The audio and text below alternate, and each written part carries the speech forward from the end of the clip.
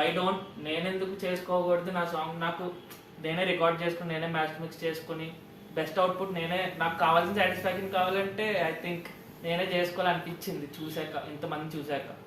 Sound engineering is part of a project అంతే కదా. Music ప్రొడక్షన్లో ఒక పాట చేసినప్పుడు మీకు ప్రొఫెషనల్స్ ఎలా కావాలో, ఒక సింగర్ కావాలి, కంపోజర్ కావాలి, స్టూడియో కావాలి, మ్యూజిషియన్స్ కావాలి, ఒక సౌండ్ ఇంజనీర్ కావాలి. So sound engineering is a part of a project. ఆ జాగం మీరు కనుక నేర్చుకోగలిగితే ఐ థింక్ ఇవన్నీ మీరు ఓవర్కమ్ చేయగలుగుతారు. That's my brief answer. Hi sir. So నా ప్రశ్న ఏమిటంటే, బ్యాక్గ్రౌండ్ మ్యూజిక్ కంపోజ్ చేయడానికి కంపోజర్ ఎంత టైం తీసుకుంటారు? అట్లా చూడగానే అలా వెంటనే ట్యూన్ చేయడం విదిన్ ఫ్యూ సెకండ్స్. ఆయన మీరు చూసే ఉంటారు చాలా చోట్ల ఆయన మాట్లాడడం. అంటే నేను ప్రత్యక్షంగా చెన్నైలో పనిచేశాను. ఆయన రికార్డింగ్ చూడలేదు కానీ నేను వేరే మ్యూజిక్ డైరెక్టర్స్ రికార్డింగ్లో పనిచేసాను, నాకు తెలుసు. సో ఒక రీల్ వేస్తారు, ఒక 10 minutes రీల్ ఉంటుంది కదా, వేసినప్పుడు ఒక ఐడియా రావాలి. మేబీ ఒక సిట్టింగ్ పెట్టుకుంటారు వాళ్ళు వేరే బయట. But even then when you practically look at a picture, bigger picture, ఆ రీల్ రన్ అయినప్పుడు ఎక్కడెక్కడ ఏ మ్యూజిక్ పడాలి ఒక లెటర్స్ రాసుకుంటారు అనమాట. How to compose music. ఎన్ని రాసుకున్నా ఎన్ని చేసినా చూసిన వెంటనే ఆ థాట్ రావడం అది ఇన్స్టెంట్గా జరుగుతుందా, will take a 10 minutes or half an hour, nobody can see. Director, producer కాకుండా మిగతా వాళ్ళందరూ అంటారా? సో బేసికలీ వాట్ హ్యాపెన్స్ నా దగ్గర, ఫర్ ఎగ్జాంపుల్ ఒక ప్రాజెక్ట్కి ఎవరో ఒక మ్యూజిక్ డైరెక్టర్ ఒక సాంగ్ చేసి ఇచ్చారు. సో ర్యాండమ్గా ఇక్కడ కూర్చున్న వాళ్ళు మేబీ మా పైన ఉన్న వాళ్ళు, మా బిజినెస్ హెడ్ల వాళ్ళు, because they are the final decision takers. వాళ్ళ పాటలేని దీంట్లో హై లేదు, ఇలా కావాలి అలా కావాలని అడుగుతూ ఉంటారు. So how necessary is it? అన్నిటికీ ఒకటండి, జడ్జ్మెంట్ ఆఫ్ ఏ డైరెక్టర్. ఆ జడ్జ్మెంట్తో ఆయన ఎప్పుడైతే ఒక లిరిక్ వింటాడో, ఒక ట్యూన్ వింటాడో, లేదా anything related to creativity, on the spot ఇది నా ప్రాజెక్ట్కి సూట్ అవుతుంది, దిస్ ఇస్ పర్ఫెక్ట్ అని ఆ విజువలైజేషన్ ఒక డైరెక్టర్ ఉన్నంత వరకు ఈ problems Rao.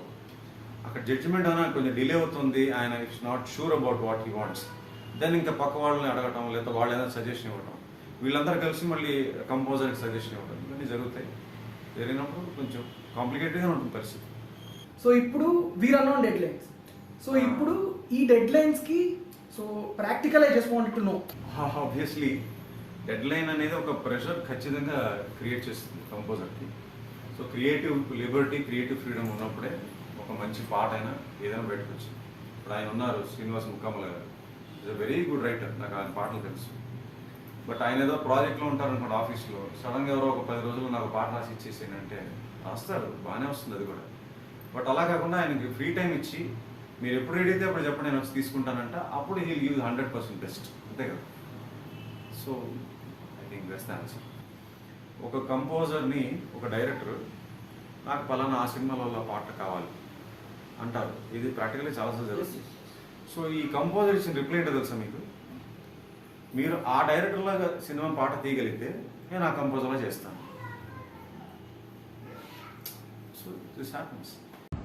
Sir, may I know the pros and cons of a music director in maintaining tune banks? Thank you.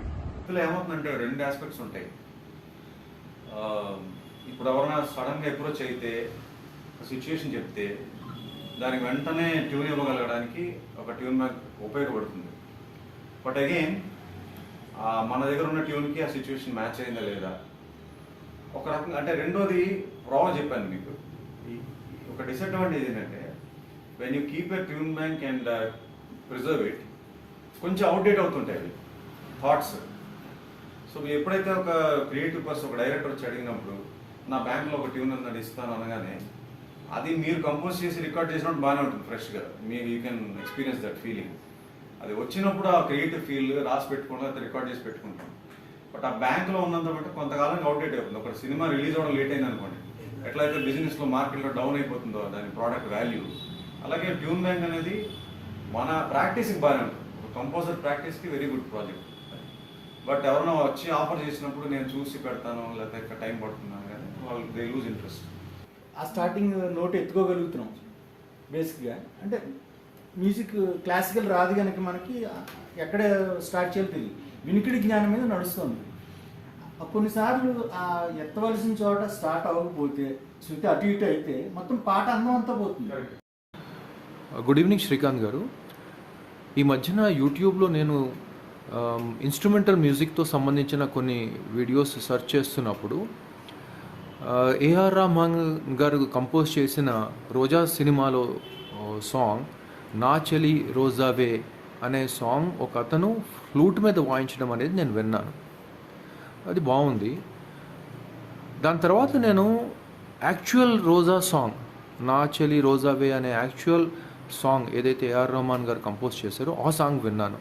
ఆ సాంగ్ విన్నప్పుడు ఏఆర్ రెహమాన్ గారి సాంగ్ చాలా అద్భుతంగా అనిపించింది.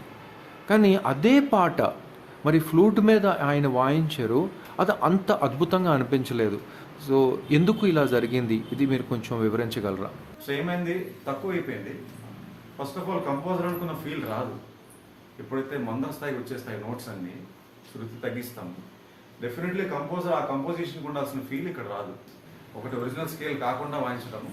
ఇంకోటి చెప్తాను, ఆయన ఏం చేశాడంటే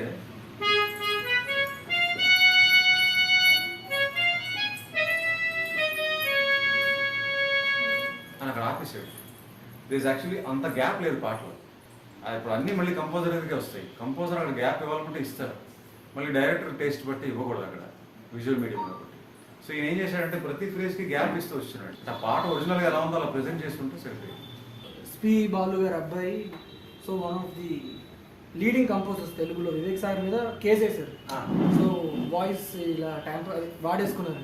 so I mean how is it, I mean అంటే ఒక రకంగా that is innovation, but yeah it is not legal అని వాళ్ళు అంటున్నారు. సో వాట్ ఈస్ అది ఇప్పుడు కొత్తగా ఎమర్జింగ్ టెక్నాలజీ కాబట్టి దాంట్లో ఎవరు కూడా లా అనేది ఇప్పుడు దాకా తయారవ్వలేదు ఇంటర్నేషనల్ లెవెల్లో.